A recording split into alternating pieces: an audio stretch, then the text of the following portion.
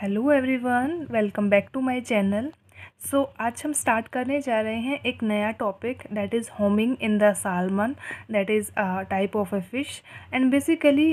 Homing जो है वो एक टॉपिक है दैट इज़ जो इथोलॉजी, एनिमल इथोलॉजी से रिलेटेड है और इसे हम एनिमल फिजियोलॉजी से भी रिलेट कर सकते हैं। इथोलॉजी के अंदर ये एक ब्रॉड टॉपिक है that is the navigation in animals, उनका ये पार्ट जो है बेसिकली माना जाता है। और सेपरेटली अगर हम फिजियोलॉजी की अगर हम बात करें तो होमिंग जो है सालमन के अंदर जो है इसे एक सेपरेट टॉपिक की तरह कंसिडर किया जाता है। So natal homing is the homing process by which some adult animals return to their birth place to reproduce. Basically homing जो सालमन के अंदर देखी जाती है उसे हम नेटाल होमिंग कहते हैं। दैट इज़ एक ऐसी प्रोसेस जिसके थ्रू कुछ एनिमल्स हैं that is adult animals, that is जो मेच्योर हो चुके हैं, वो वापस अपने बर्थ प्लेस में रिटर्न कर जाते हैं। बर्थ प्लेस दैट इज़ उनका जो ओरिजिनल बर्थ प्लेस है, दैट इज़ अगर हम सालमन के केस की बात करें तो इनका जो है बर्थ प्लेस कोई फ्रेश वाटर स्ट्रीम या फिर कोई रिवर होती है और बाद में जो है वो ओशियंस की तरफ जो है वो चले जाते हैं। तो रिटर्न इनका होना to their birth place and for the reproduction purpose, उसे जो है वो नेटाल होमिंग की जो प्रोसेस है वो कहा जाता है। ये जो प्रोसेस है वो प्राइमरीली जो है कुछ एक्वेटिक एनिमल्स हैं उनके द्वारा यूज़ में ली जाती है, जैसे कि सी टर्टल्स हैं और पैसिफिक सालमन जैसे कि है ही। साइंटिस्ट ऐसा मानते हैं कि मेन क्यूज़ या फिर मेन जो कारण है जो जिनके कारण जो है एनिमल्स जो हैं वो होमिंग का जो पैटर्न है वो शो करते हैं, वो मेनली जियोमैग्नेटिक इम्प्रिंटिंग और ओल्फैक्टरी क्यूज़ जो है वो माने जाते हैं। अब इम्प्रिंटिंग से हमारा मतलब है एक स्पेशल टाइप ऑफ लर्निंग। ये एक तरीके की लर्निंग मेथड है। इसमें जो है बेसिकली एक लर्निंग जो है ऐसे टाइम पर होती है, एक स्पेसिफिक या फिर हम एक क्रिटिकल पीरियड हम कहें किसी भी एनिमल के फेज़ के अंदर। और जनरली जो है वो एनिमल का जो अर्ली फेज़ है, डेवलपमेंट का अर्ली फेज़ जो है उसी के अंदर अगर वो उसे लर्न करता है, उसे जो है हम जो है वो इम्प्रिंटिंग कहते हैं। इसके इफ़ेक्ट्स जो होते हैं लर्निंग के वो लॉन्ग लास्टिंग होते हैं, ओके। और इसे जो है आसानी से मॉडिफाई भी नहीं किया जा सकता। और जब नेटाल होमिंग की बात आती है तो ऐसा माना जाता है कि जो माइग्रेटरी मरीन एनिमल्स हैं, जैसे कि अगर हम पैसिफिक सालमन की ही बात करें तो वो जो है एक यूनिक मैग्नेटिक फील्ड जो उनकी जो बर्थ रीजन है, जो उनका होम रीजन जो रहा है, उसको जो है वो पहचान लेते हैं बिफोर लिविंग, जो उस जगह को छोड़ने से पहले। और फिर जो है वो उसे आइडेंटिफाई कर लेते हैं जब उनका टाइम आता है रिटर्न होने का, दैट इज़ जब वो दोबारा उस फ्रेश वाटर रिवर में रिटर्न होने होते हैं, तो उस मैग्नेटिक फील्ड के रिकॉग्निशन की हेल्प से ही वो वहाँ पर पहुँच पाते हैं। और ओल्फैक्टरी क्यूज से रिलेशन जो है वो हमारा है, that is the sense of the smell basically.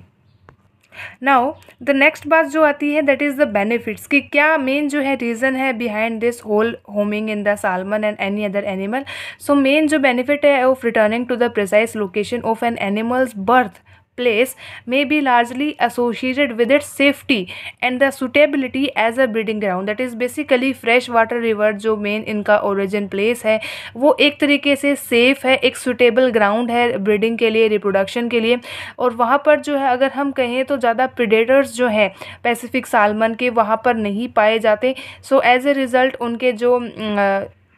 Young ones हैं वो वहाँ पर ईजिली और सेफली जो है वो रह सकते हैं।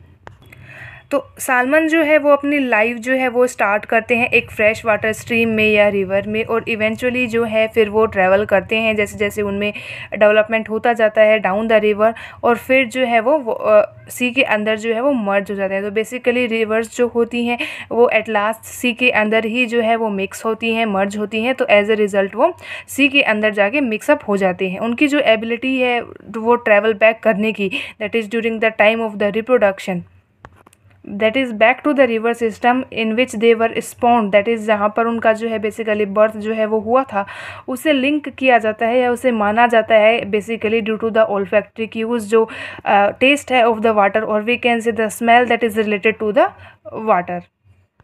सो डिटेल में हम स्टडी करने जा रहे हैं basic, that is the homing in the salmon. So migration जो है नॉर्थ पैसिफिक सालमन का ओशियन से और उनकी फ्रेश वाटर स्पॉनिंग जो हैबिटेट है, दैट इज़ जो फ्रेश वाटर रिवर जो है उनकी तरफ, वो उसे जो है एक one of the most extreme migration जो है वो माना जाता है एनिमल किंगडम में। दैट इज़ ये जो है वो काफ़ी लंबी ड्यूरेशन जो है ट्रैवल करके ओशियन से जो है वो रिवर की तरफ जो है वो जाते हैं, तो इन्हें जो है एक एक्सट्रीम माइग्रेशन माना जाता है। लाइफ साइकिल जो है सालमन की वो एक फ्रेश वाटर स्ट्रीम में जो है वो बिगिन होती है और रिवर में, और जो कि एट लास्ट डंप जो है या मिक्स जो है वो हो जाती है ओशियन में। एंड आफ्टर स्पेंडिंग 4 और 5 ईयर्स इन द ओशियन, 5 या 4 साल जो है वो ओशियन में बिताकर, और जब इनमें जो है सेक्सुअल मेच्योरिटी जो है आ जाती है, जब वो उसे अचीव कर लेते हैं, बहुत सारी सालमन जो है वो रिटर्न कर जाती हैं उन्हीं सेम स्ट्रीम्स में, उन्हीं जो है फ्रेश वाटर रिवर्स में जहाँ पर उनका जो है जन्म जो है बेसिकली हुआ था। नेक्स्ट जो आती है hypothesis for the migration in the salmon, that is बहुत सारे साइंटिस्ट ने बहुत सारे जो है हाइपोथेसिस दी है कि जो क्या कारण है कि सालमन के अंदर जो है वो माइग्रेशन होता है, that is from oceans to the rivers. So एक हाइपोथेसिस ये कहती है कि दैट ये जो है केमिकल और जियो मैग्नेटिक क्यूज़, दैट इज़ दोनों मैग्नेटिक फील्ड और केमिकल जो है उनके जो है क्यूज़ और जो सिग्नल्स हैं उनको यूज़ करती हैं, जिनके कारण जो है ये अपने बर्थ प्लेस, दैट इज़ जो फ्रेश वाटर रिवर्स जो है उनमें रिटर्न जो है वो हो सकते हैं। दूसरा जो है अर्थ की मैग्नेटिक फील्ड जो है शायद इनको हेल्प करती हो to navigate to the ocean to find the spawning region की, जिससे कि जो है इन्हें अपना ओरिजिनल जो लोकेशन है जो वो मिल पाए। तो अर्थ की मैग्नेटिक फील्ड या हमारी जो जियो मैग्नेटिक फील्ड है वो भी एक मेन रीज़न हो सकता है। From there, the animal locates where the river dumps into the sea with chemical cues unique to the fish natal stream. That is,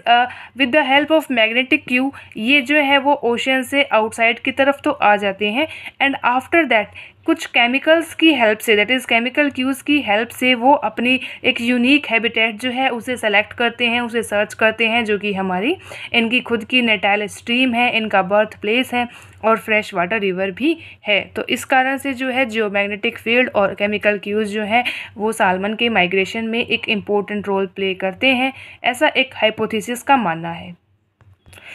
others जो है वो कुछ इस बात पर रिलाई करते हैं, उनकी ये हाइपोथेसिस है कि सालमन जो है वो एक्सट्रीमली उसमें स्ट्रॉन्ग सेंस जो है स्मेल की वो पाई जाती है। तो salmon retain an imprint of the order of their natal stream as they are migrating down stream. मतलब कि जैसे ही उनका बर्थ हुआ बाद में उनमें जो है ट्रांसफॉर्मेशन फेज़ जो है उनमें देखने को मिलते हैं, जैसे कि हम पैर स्मॉल ट्रांसफॉर्मेशन भी कहते हैं। सो आफ्टर दैट उन्हें वो जो है अपने बर्थ प्लेस की ऑर्डर जो है वो as a imprint, that is as a learning process के थ्रू जो है वो उसे गेन कर लेते हैं और बाद में जो है वो ओशंस की तरफ माइग्रेट करते हैं। तो इसी उस मेमोरी को लेके, दैट इज़ इम्प्रिंटिंग की जो मेमोरी उनके पास है, उसी को लेके जो है वो दोबारा जो है उन्हीं स्ट्रीम्स में जो है वो ईयर्स लेटर भी रिटर्न हो पाते हैं। तो हेयर ओल्फैक्टरी जो हमारे क्यूज़ हैं उनका रोल जो है वो एक इम्पोर्टेंट एस्पेक्ट माना जाता है। And young salmon release a pheromone as they migrate the downstream and are able to return to the same stream year later by smelling the pheromone they released। एक और hypothesis ये भी कहती है कि वो जो है कुछ सोर्ट का pheromone, that is a chemical है इन इट्स नेचर, तो वो रिलीज़ करती हैं और बाद में उसी फेरोमोन को स्मेल करते हुए वो दोबारा जो है रिवर्स जो है या फ्रेश वाटर स्ट्रीम्स जो है वहाँ तक वापस आ जाती हैं। सो ये एक डायग्राम है that is showing the physiological mechanism of homing migration in the salmon. Basically अगर हम स्टार्ट करें तो हमारी फर्स्ट जो स्टेप इसमें आती है दैट इज़ द ओवी पोजीशन, दैट इज़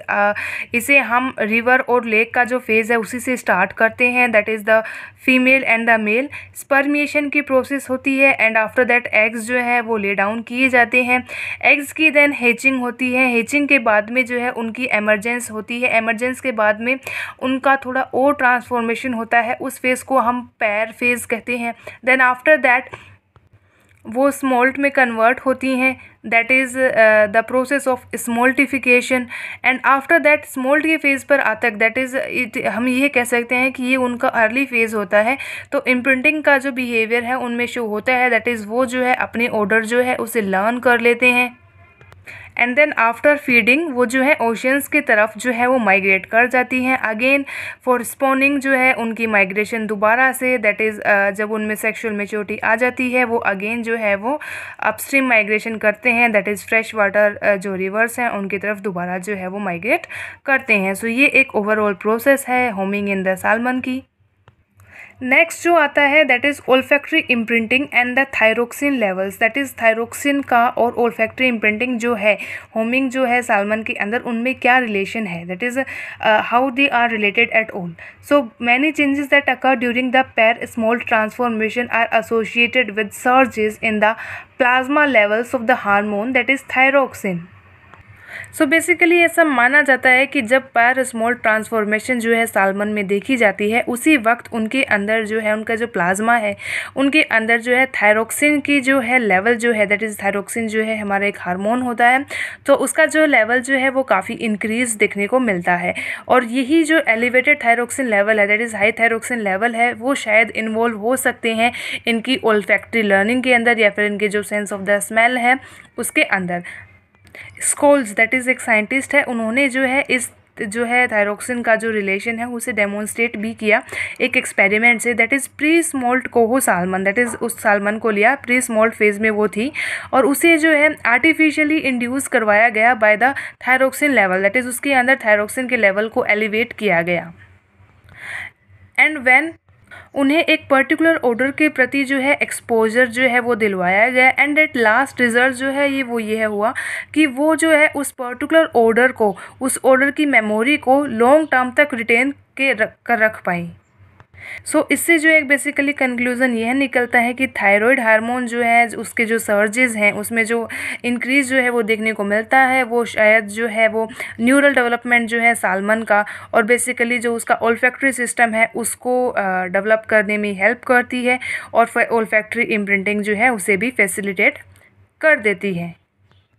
सो ये एक दूसरा जो है एक्सपेरिमेंट बेसिकली डायग्रामेटिक फॉर्म में जो है वो दिखाया गया है, that is the relation of the thyroxine with the migrational pattern of the salmon. So अगर हम देखें ये है एक hatchery rear salmon, that is in the lab के अंदर जो है इस पर एक्सपेरिमेंट किया गया था, हैचरी के अंदर ही उसे रियर किया गया था, वाइल्ड के अंदर वो सालमन जो थी वो प्रेजेंट नहीं थी। सो फर्स्ट जो है अगर हम फर्टिलाइजेशन का और हैचिंग का और एमरजेंस का, दैट इज़ एग से एमरजेंस का फेज़ अगर हम देखें, थायरोक्सिन का जो लेवल है वो इतना नहीं है, इम्प्रिंटिंग थ्रेशोल्ड थोड़ा बहुत इम्प्रिंटिंग जो है उनमें देखने को मिलती हैं, कुछ डेवलपमेंटल और सीजनल क्यूज़ जो हैं वो उस टाइम पे वो फेस करते हैं एंड आफ्टर दैट जब उनमें रैपिड ग्रोथ होती है उस टाइम पे जो है वो थोड़ी सी थायरोक्सिन लेवल जो है उनका इंक्रीज़ हमें देखने को मिलता है एंड लेटर जब पैर स्मॉल ट्रांसफॉर्मेशन उनमें होता है हैचरी से जब वो रिलीज़ हो जाती हैं ओके, और तब जो है उनमें बहुत ज़्यादा टेंडेंसी जो है इंक्रीज़ हो जाती है किसी भी ऑर्डर को लर्न करने की और उसी टाइम जो है वो जो थायरोक्सिन का जो लेवल है वो भी काफ़ी ज़्यादा हाई जो है वो हो जाता है और and after that sea water के अंदर जो है उनकी एंट्री करवा दी जाती है। नेक्स्ट जो हमारा आता है that is experiment on the wild salmon. तो वाइल्ड सालमन जो कि नेचुरली जो है ओशन के अंदर है उन पर जब रिसर्च की जाती है तो बहुत सारे फैक्टर्स हैं जैसे कि सीजनल क्यूज़ हैं, डेवलपमेंटल क्यूज़ है, अलॉन्ग विद दैट जो है आपके एनवायरमेंटल के कुछ स्टिमुलस है जैसे कि अगर वाटर का फ्लो इंक्रीज़ हो जाता है, वाटर का टेम्परेचर जो है वो कैसा है, एज अ रिज़ल्ट ये सब जो है वो थायरोक्सिन लेवल के इंक्रीज़ होने में हेल्पफुल होते हैं और वही जो है वो एक माइग्रेशन की टेंडेंसी जो है वो भी इंक्रीज़ करते हैं सालमन के अंदर और उसी के कारण जो है उनके अंदर जो है ऑर्डर्स को लर्न करने की टेंडेंसी जो है वो भी इंक्रीज़ हो जाती है।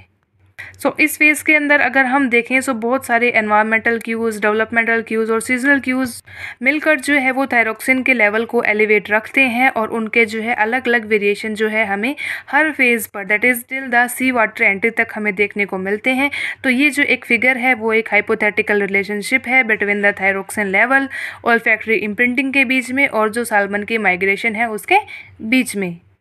अब बात आती है that is the ecological and the evolutionary aspect of the homing की, इन दोनों से जो है होमिंग का क्या कनेक्शन है। तो homing to the natal sites has led salmon to evolve the population specific adaptation, population के अकॉर्डिंग जो है अब वो अपने आप को अडेप्ट करना जो है वो सीख गए हैं टू द फिजिकल और जो बायोलॉजिकल बायोटिक कैरेक्टर्स जो हैं उन पर्टिकुलर साइट्स के। That is of the fresh water river और दैट ऑफ द ओशियन। और दो नोटेबल ट्रेड्स हैं जो कि वेरी करते हैं किसी भी